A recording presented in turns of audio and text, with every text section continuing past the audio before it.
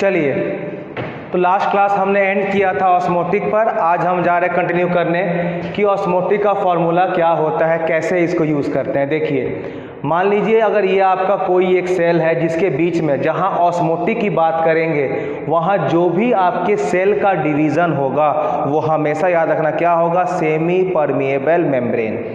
अब मान लो semi permeable membrane कि अगर हम लेफ्ट में कोई सॉल्यूशन ले लिए जिसका कंसंट्रेशन छोटू सी है और यहाँ पर हम सॉल्वेंट ले लिए, तो फॉर्मूला क्या हो जाएगा, पाई इक्वल टू CRT। ये जस्ट याद रखना, इससे निकलता है, याद है PV इक्वल टू NRT।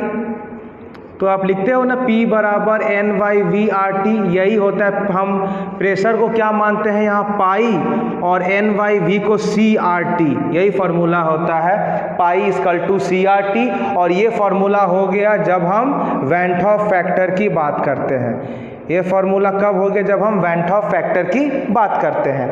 अब हम अगर चेंज करते हैं दूसरा केस जहाँ पर हम दोनों तरफ ले लिए सॉल्यूशन, तो मान लो अगर एक तरफ हम सॉल्यूशन 1 ले रहे हैं जिसका कंसंट्रेशन C1 है और एक तरफ हम सॉल्यूशन 2 ले रहे हैं जिसका C2 है कंसंट्रेशन, और हमें अगर ये भी गिवन है कि C1 बड़ा है C2 से, तो इस समय हमारा ऑस्मोटिक क्या हो जाएगा, difference of both higher minus lower into RT।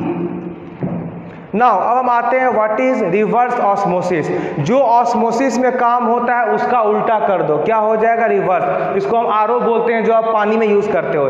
इसमें क्या होता है, अगर हम बात करते हैं ऑस्मोसिस का, तो इसमें हमेशा हमारा जो सॉल्वेंट है it moves from low to high concentration, reverse उल्टा हाई टू लो। पढ़ो क्या लिखे हैं, if pressure applied over solution side is greater than the expected osmotic pressure, then the movement of solute particle will take place from high concentration solution to low concentration solution। क्या ये समझ में आया? यानी जो हमारा काम ऑस्मोसिस में लो से हाई हो रहा था, रिवर्स में हाई से लो हो रहा था, एकदम उल्टा। इसका नाम क्या है, रिवर्स। शॉर्ट में हम क्या इसको बोलते हैं, R.O। एग्जाम्पल क्या है, desalination of sea water, RO in water purifier. Clear है? अब ये सब कुछ स्मॉल टर्म्स है जो हमारे जेई पर्पस से बहुत इंपॉर्टेंट है, मेडिकल को भी लेके। जैसे टाइप्स ऑफ सॉल्यूशंस, सबसे पहला हम बात करते हैं आइसोटोनिक।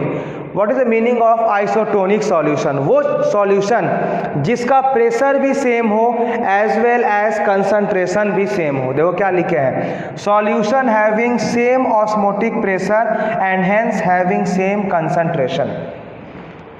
तो जब ऑस्मोटिक प्रेशर सेम है तो हम पाई1 बराबर पाई2 लिख देंगे। जब हमारा दोनों का कंसंट्रेशन सेम है तो एक को C1 एक को C2, लेकिन अब इसमें हमारा 3 वेरिएशन आता है। मान लो अगर हमारा कंसंट्रेशन नॉन इलेक्ट्रोलाइट है तो अब ये टूटने वाला नहीं है, तो हम C1 बराबर C2 लिख सकते हैं।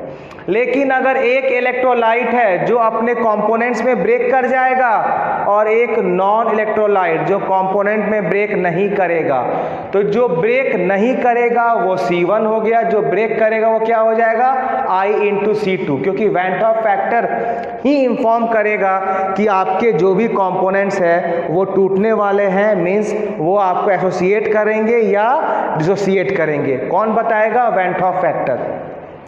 लेकिन अगर बात ये कर रहे हैं कि अगर दोनों इलेक्ट्रोलाइट हो गया तब क्या होगा, दोनों ब्रेक करेगा, I/C1 is equal to I/C2।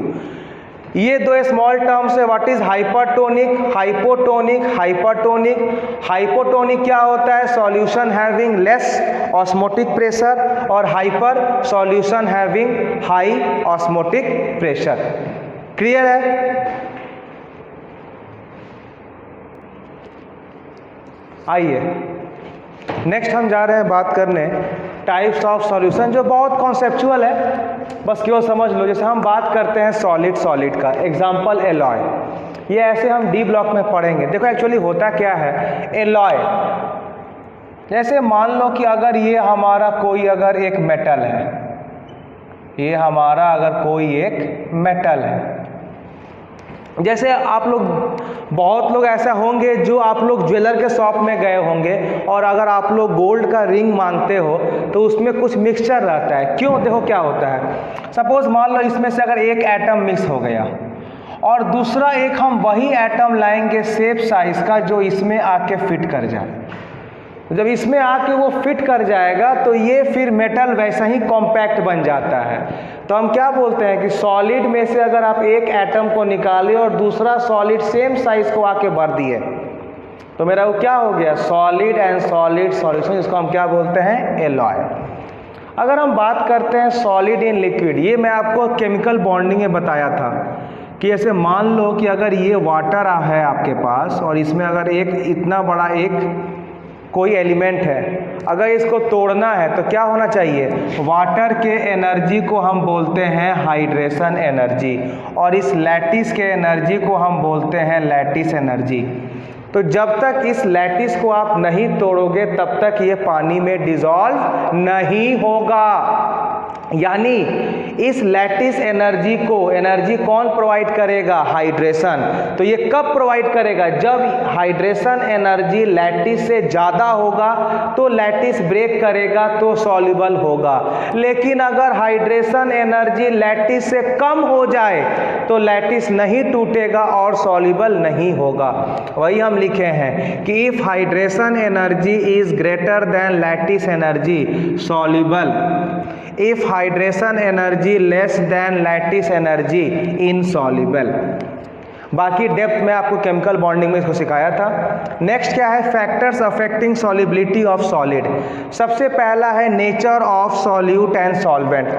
आपको सर पता है like dissolve like, like dissolve like. जैसे मान लीजिए अगर आपको वाटर एंड अल्कोहल को मिलाना है तो ये बिना किसी एनर्जी, बिना स्टीयरिंग का ये इमीडिएट मिक्स हो जाएगा। लेकिन अगर आप वाटर में शुगर को मिलाओ तो थोड़ा बहुत आपको स्टीयर करना पड़ेगा। मतलब अगर आपका सॉल्यूट एंड सॉल्वेंट अगर एक ही नेचर के हो, दोनों पोलर हो या दोनों नॉन पोलर हो, तो हमारी सॉल्युबिलिटी फास्ट हो जाएगी। लेकिन अगर इनकी डिफरेंट हो, थोड़ा इसका सॉल्युबिलिटी इफेक्ट होगा।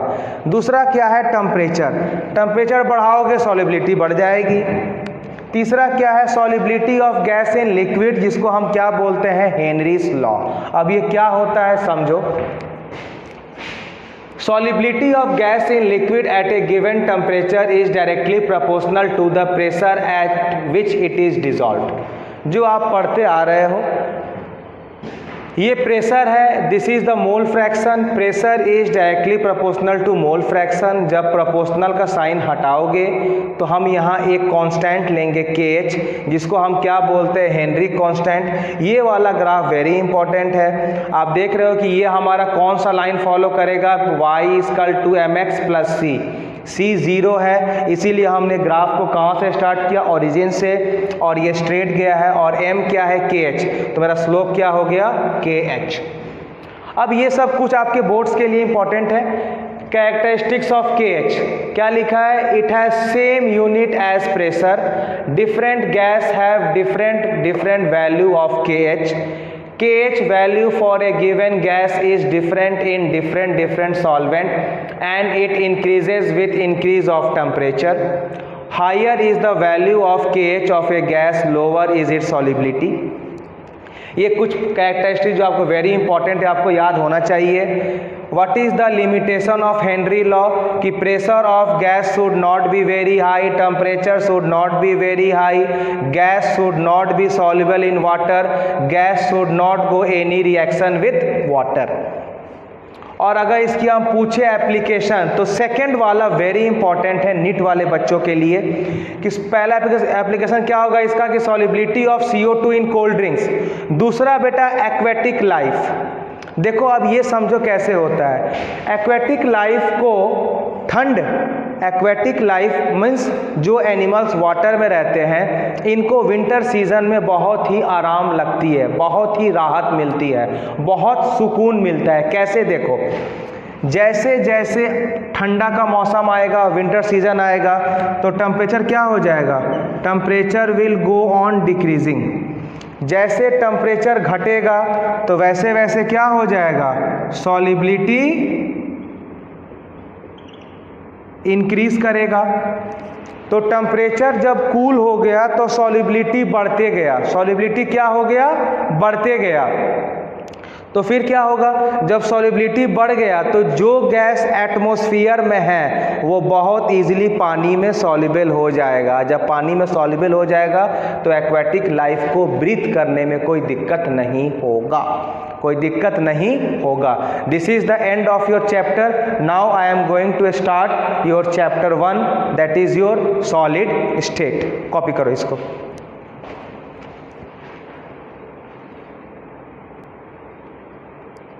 चलो जब इनका ये जब पूरा कॉपी हो जाए तो चलिए आप लोग पॉज करें, कॉपी कर लेना इसको। बाकी मैं इसके रिगार्डिंग जितने भी क्वेश्चंस होंगे वो मैं आपको ग्रुप में सेंड कर दूंगा। ये आपका काम है पूरा सॉल्व करना और जहां भी डाउट हो उसे पिंग करना। चलो नेक्स्ट हम बात करते हैं अगला चैप्टर का जो हमारा रहेगा सॉलिड स्टेट।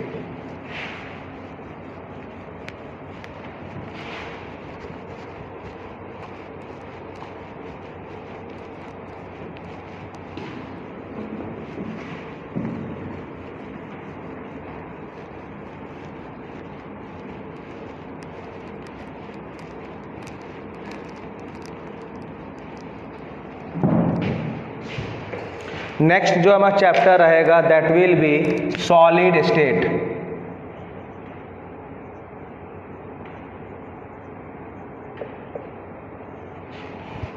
ठीक है, अब देखो सबसे पहले हम बात करते हैं स्टेट्स ऑफ मैटर। कोई भी हमारा सब्सटेंस है, it can be in solid, it can be in liquid, it can be in gas. हम अभी बात कर रहे हैं व्हाट इज सॉलिड स्टेट। ये बताओ आप किसी को सॉलिड कब बोलते हो?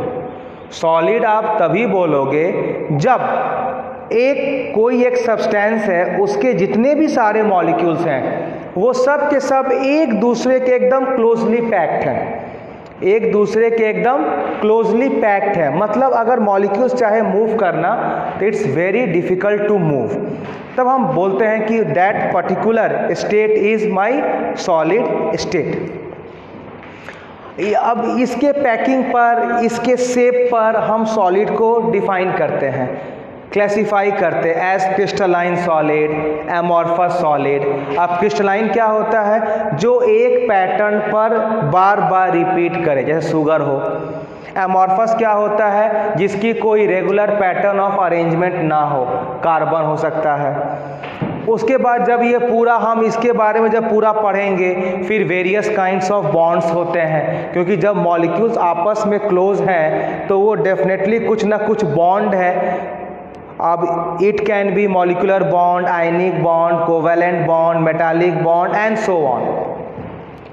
अब जब ये सब पता लग गया तो मॉलिक्यूल्स की अरेंजमेंट की बात करेंगे। मॉलिक्यूल्स कैसे कैसे अरेंज करते हैं, इनकी क्या क्या शेप्स आती है, इनकी ब्रेविस पॉइंट्स कैसे आती है, जैसे कि आपका ऑक्टाहेड्रल आएगा, उसके बाद आपका मोनोक्लिनिक आएगा, triclinic, various patterns are there.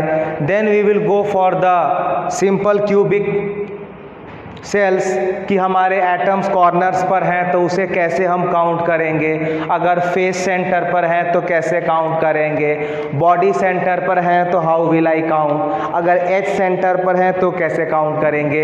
Atoms के पोजीशन पर हम वेरियस तरह से इसको पैकिंग पर क्लासिफाई करेंगे, जैसे एचसीसी हुआ सिंपल क्यूबिक क्रिस्टल, एफसीसी हुआ फेस सेंटर्ड क्यूबिक, बीसीसी हुआ बॉडी सेंटर्ड क्यूबिक।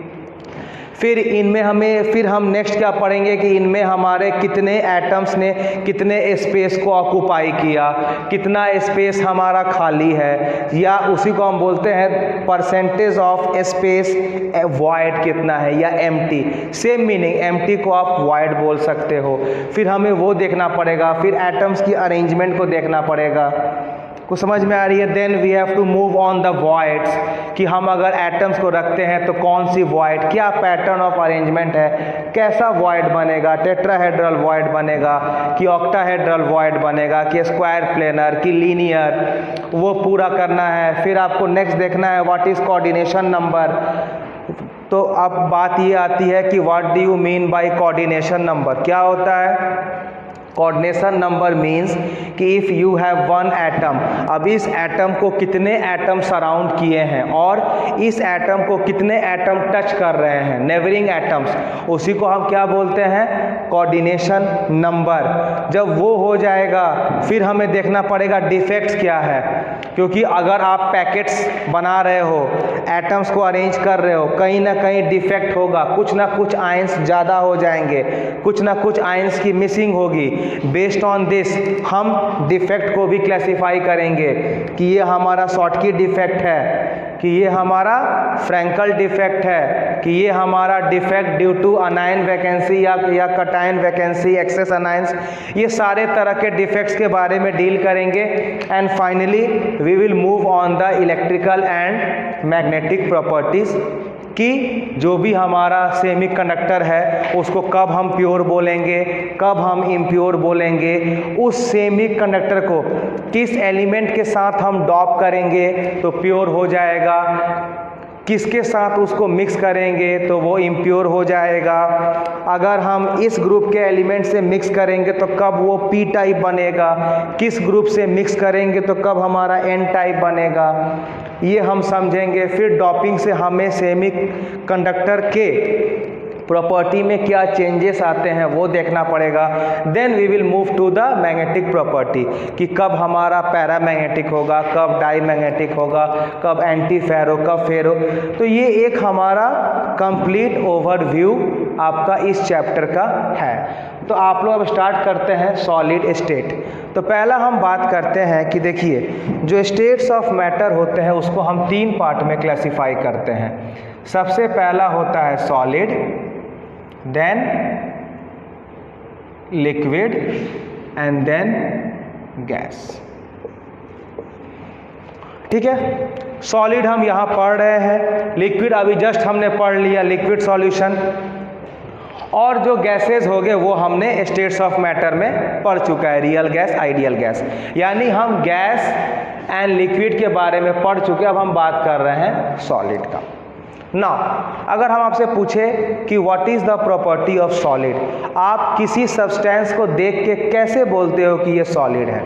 बहुत सिंपल है, अगर सब्सटेंस के सारे मॉलिक्यूल्स क्लोजली पैक्ड हैं, अगर वो सब्सटेंस कहीं एक जगह स्थिर, कहीं एक जगह आपने उसको रख दिया, वहीं पर प्लेस है, उसकी मूवमेंट नहीं हो रही है, तो उसको हम बोल सकते हैं सॉलिड। लेकिन अगर यही हम लैब में जाएं और तब हम टेस्ट करें कि ये सॉलिड क्यों कहलाता है, तो इसमें आप बहुत चीज़ देख सकते हो कि what is the force of attraction, what is its packing factor, movement of ions and so on।